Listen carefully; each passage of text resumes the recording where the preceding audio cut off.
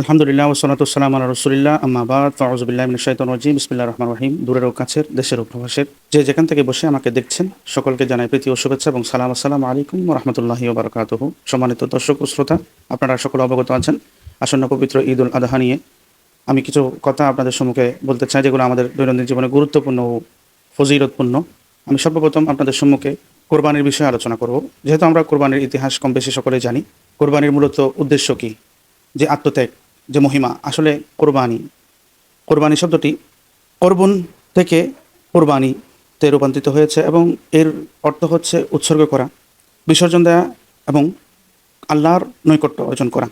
আল্লাহর নৈকট্য তাকওয়া, ইখলাস ও মহব্বতের ভিত্তিতে আমরা অর্জন করতে পারবো। কেননা আল্লাহ পাক রব্বুল আলামিন কোরআন কারীম ফুরকান হামিদের মধ্যে বলেছেন, লা ইয়ানালুল্লাহ লুহুমুহা ওয়ালা দিমাউহা ওয়ালাকিন ইয়ানালুহুত তাকওয়া মিনকুম।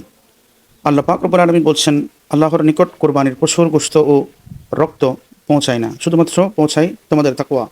অর্থাৎ আল্লাহ পাক রব্বুল আলামিন বলতে চাচ্ছেন, তোমাদের তাকওয়াই, তোমাদের খোদাভীতি, তোমাদের আত্মত্যাগী আমি আল্লাহ রব্বুল আলামিন কবুল করব।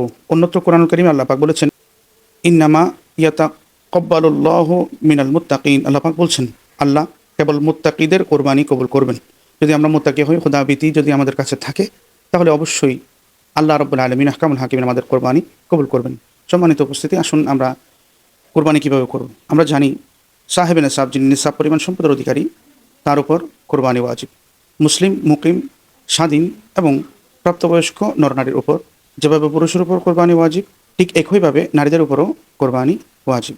সম্মানিত উপস্থিতি, আমরা সাহেবে নেসাব সম্পর্কে অবগত রয়েছি, যিনি 7.5 তোলা স্বর্ণ ও 52 তোলা রৌপ্য বা সমপরিমাণ অর্থ যার নিকট মজুদ রয়েছে, তিনি হচ্ছেন সাহেবে নেসাব। আসুন আমরা কোন পশু দ্বারা কোরবানি করব সে সম্পর্কে জানি।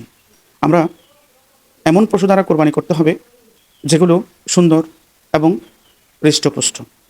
ওই কোরবানির সময়টুকু আমি যদি সর্বপ্রথম বলতে চাই, কোরবানির সময় কতদিন? কোরবানি কি শুধু একদিন করতে পারবেন নাকি আরও কয়েকদিন করার সুযোগ রয়েছে? উত্তরটি হচ্ছে হ্যাঁ। আপনি চন্দ্রমাসের জিলহজের 10 তারিখ, 11 তারিখ এবং 12 তারিখ, অর্থাৎ 3 দিন এবং 2 রাত নির্দিষ্ট করে দেওয়া হয়েছে, তাহলে কোরবানির দিন। এই কোরবানির দিনসমূহে আপনি কোরবানি করতে পারবেন। কোরবানির পশু উট, গরু, মহিষ, ছাগল, ভেড়া, দুম্বা ইত্যাদি দিয়ে আপনি কোরবানি করতে পারবেন। সেটা নর, মাদি বা খাসি হোক, সবের দ্বারা কোরবানি দেওয়া জায়েজ। কোরবানির পশুর বয়স উটের ক্ষেত্রে 5 বছর, গরু মহিষের ক্ষেত্রে 2 বছর, ছাগল, ভেড়া, দুম্বার ক্ষেত্রে 1 বছর এবং ছাগল, ভেড়া, দুম্বার ক্ষেত্রে যদি দূর থেকে 6 মাসের পশুকে 1 বছর মনে হয়, তাহলে আপনি ওই পশু দ্বারা কোরবানি করতে পারবেন। কোরবানির পশু কেমন হবে? কোরবানির পশু হবে সুন্দর, মোটা তাজা এবং সুন্দর ত্রুটিমুক্ত।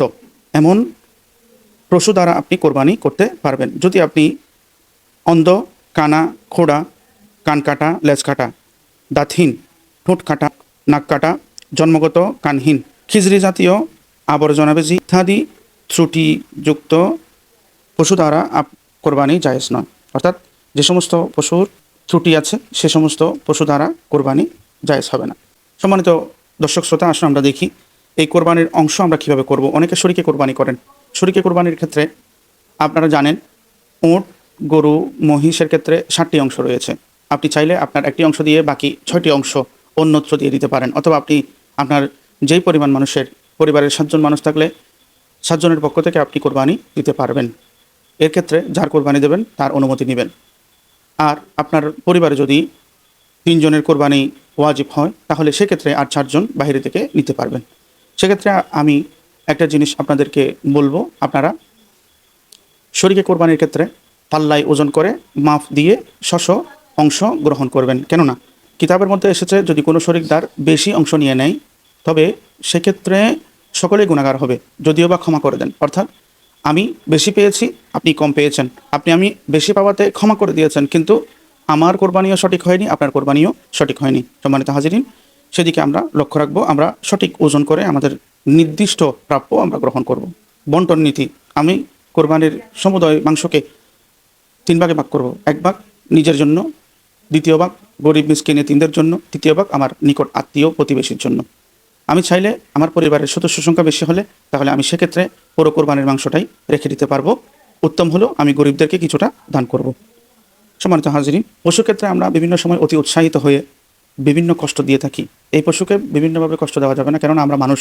আমরা যদি পশুর সাথে পশুসুলভ আচরণ করি, আমার আর পশুর মধ্যে কোনোরূপ পার্থক্য থাকলো না। ওজন্য আমরা পশুর সাথে উত্তম আচরণ করব, কেননা তার মাধ্যমে আমি আল্লাহর নৈকট্য হাসিল করব। পশুকে আমরা কষ্ট দেব না। যেই পশুটা আল্লাহর দরবারে আমার পক্ষে হয়ে কোরবানি হবে, সেহেতু তাকে কতটুকু সম্মান মর্যাদা দেওয়া উচিত সেটা আমাদের বোধগম্য রয়েছে। ওজন্য আমরা পশুর সাথে উত্তম আচরণ করব। তাকে জবের পূর্বে আমরা পানি পান করাবো এবং অভিজ্ঞ মানুষ দিয়ে আমরা কোরবানি দেওয়ার চেষ্টা করব। সম্মানিত উপস্থিতি, আশা করি আপনাদের বোধগম্য হয়েছে। আমি আরেকটি বিষয়ে আলোচনা করতে চাই, সেটা হচ্ছে চামড়া। কোরবানির পশুর চামড়া, নাড়িভুড়ি, রশি ও ফুলের মালা প্রভৃতি দান করা, সদকা করা জায়েজ এবং দান করতে হবে। আপনি কোনোভাবেই তা গ্রহণ করতে পারবেন না। সেক্ষেত্রে আপনি কোরবানির চামড়া নিজের ব্যবহারের জন্য ব্যবহার করতে পারবেন। নিজের জায়নামাজ, বিছানাপত্র, অন্যান্য আসবাবপত্র তৈরিতে আপনি চামড়া ব্যবহার করতে পারবেন, কিন্তু সেই চামড়া বিক্রি করে ওই টাকা আপনি গ্রহণ করতে পারবেন না। ওই টাকা আপনি যে কোনোভাবে, যে কোনো উপায়ে গরিব, মিসকিন, এতিম, মাদ্রাসায়, যেই মাদ্রাসার মধ্যে মিসকিন ফান্ড রয়েছে ওই মাদ্রাসায় দান করতে পারবেন, যদি ওই মাদ্রাসার মধ্যে মিসকিন ফান্ড থেকে থাকে। সম্মানিত হাজরিন, আজকের মতো এতটুকুই। আশা করি আপনারা বুঝতে পেরেছেন। রব্বুল আলামিন আহকামুল হাকিমিন আমাদের কোরবানি কবুল করুন এবং আমাদেরকে সঠিক বুঝ দান করুন।